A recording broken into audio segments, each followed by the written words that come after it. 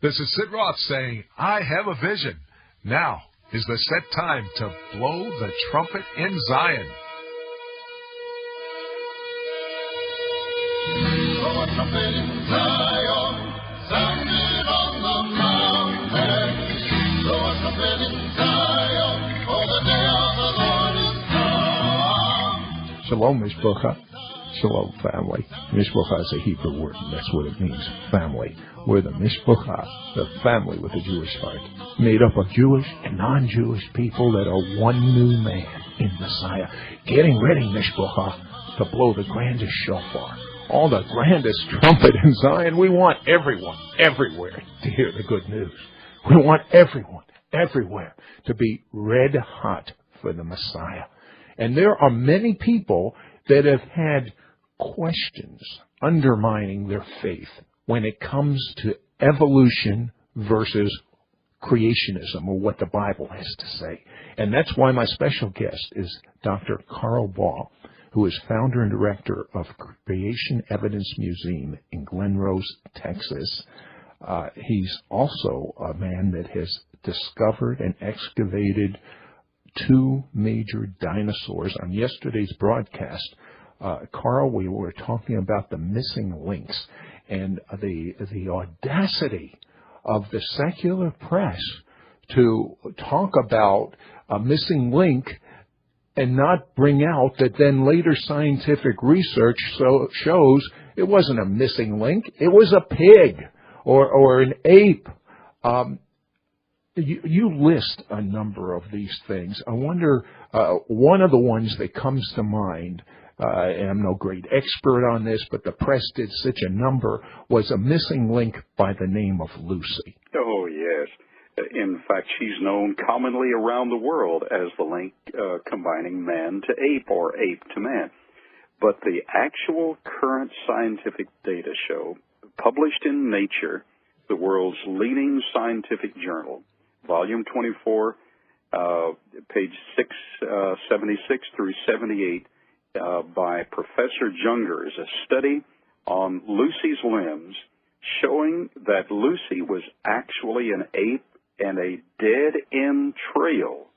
So we have no connection to mankind whatsoever. Is there any missing link, anyone, that you might say, well, that could be somehow?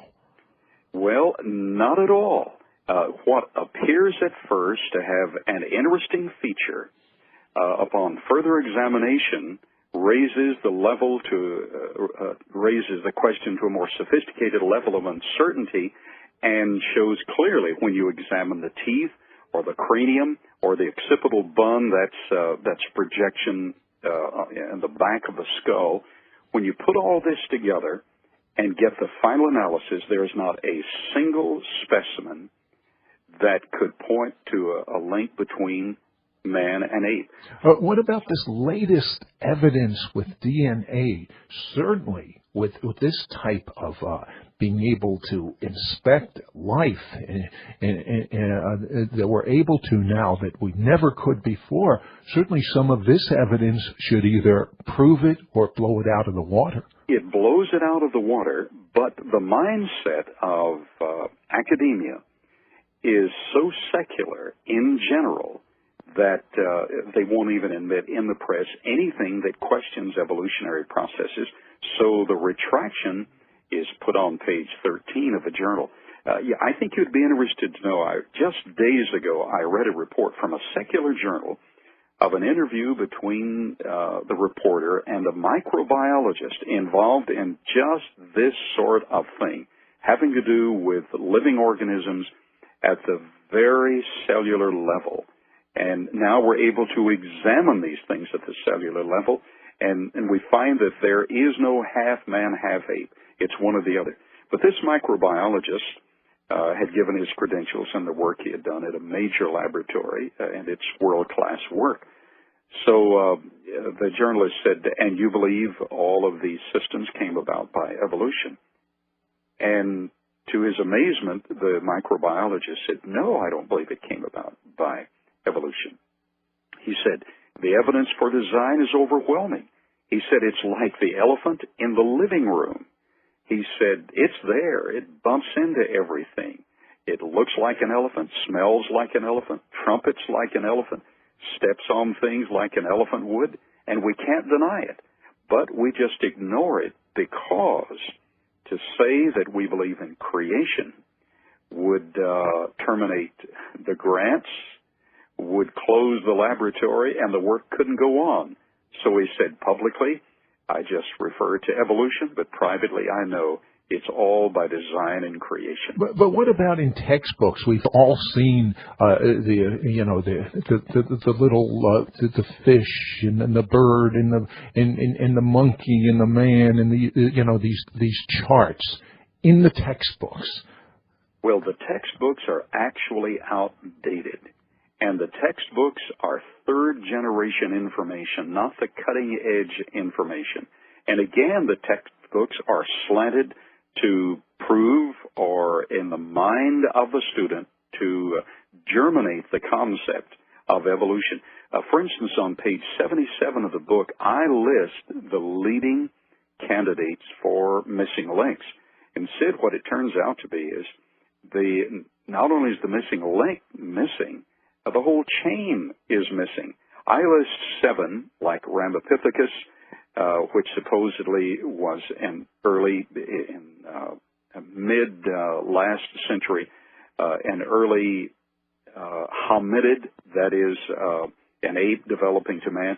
But it turns out to be an ape, not hominid at all. Then the Piltdown Man, the greatest paleontological hoax of mankind's history.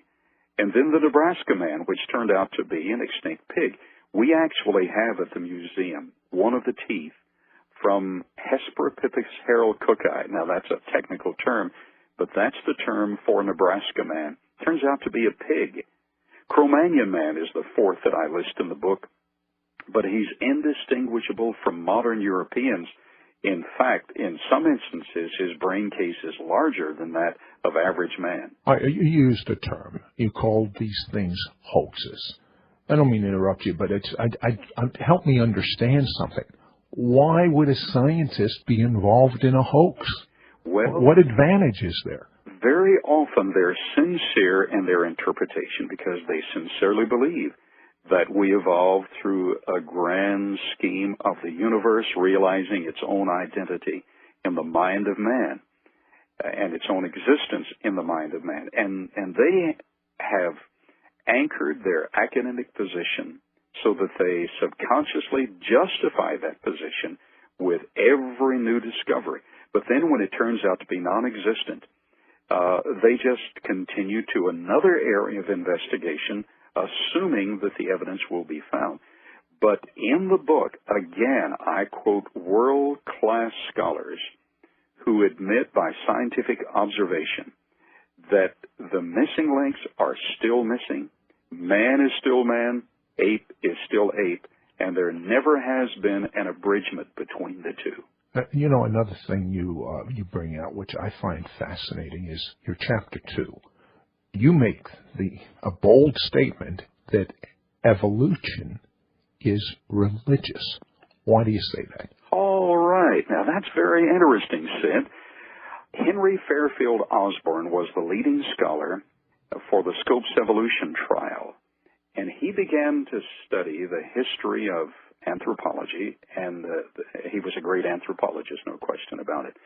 And he began to study all of Darwin's implications, and he found that every implication that Charles Darwin suggested had been anticipated back in the ancient Babylonians, the Greeks, and the Egyptians, and the Orientals as well. In this chapter, I list the leading religions of the world that are evolutionary, like Buddhism, Hinduism, Confucianism, Taoism, Shintoism, animism, spiritism, Satanism, theosophy, mysticism, liberal Judaism, liberal Christianity, liberal Islam, unity, and humanism. And they all believe that the universe began as a cosmic egg, and that it held within itself potential to self-orchestrate into living systems. All the ancient religions held that view. So how far back does this go? This goes back to at least the 6th century BC. And Charles Darwin is the hero of the modern evolutionary plot, not because of any outstanding scientific work he did. He did some modestly good scientific work in certain areas having to do with worms and insects.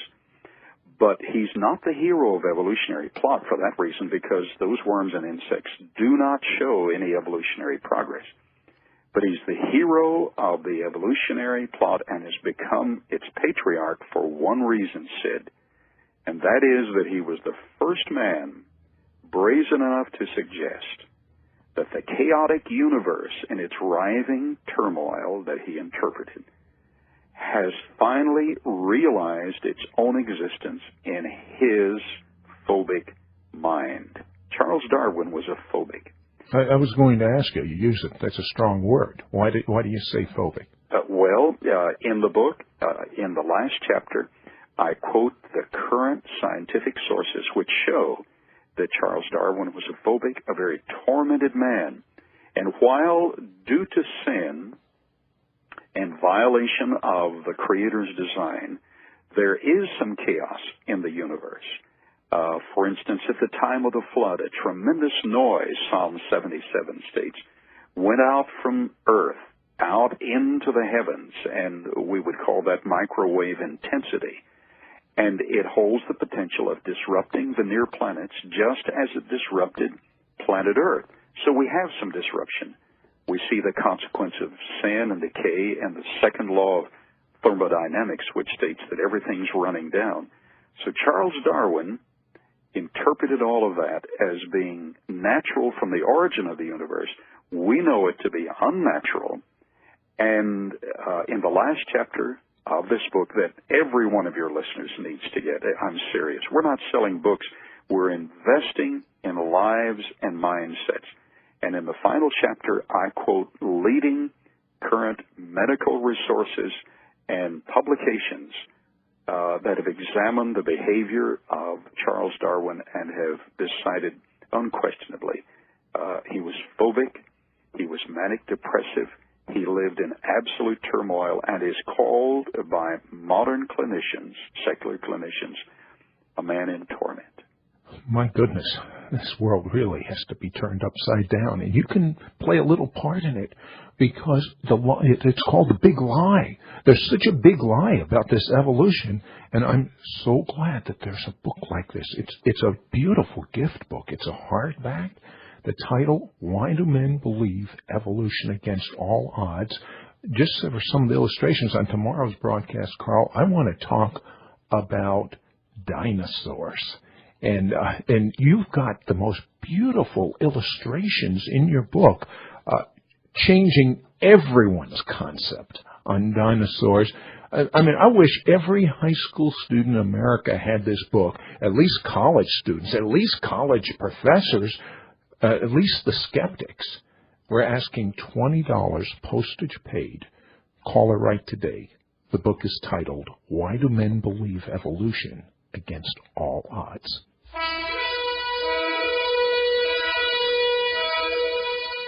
If you would like to receive a complimentary copy of our bi-monthly teaching newsletter, cassette catalog, or information about becoming Mishpocha, write to me, Sid Roth, Post Office Box 1918, Brunswick, Georgia, 31521. Or call our order-only line, 1-800-548-1918. To place a credit card order, call anytime, 1-800-548-1918. For all other calls, the number is 912-265-2500. That's 912-265-2500. For a cassette tape of this week's broadcast, send $5 to Sid Roth, Post Office Box 1918, Brunswick, Georgia, 31521. Look us up on the web, www.sidroth.org. That's www.sid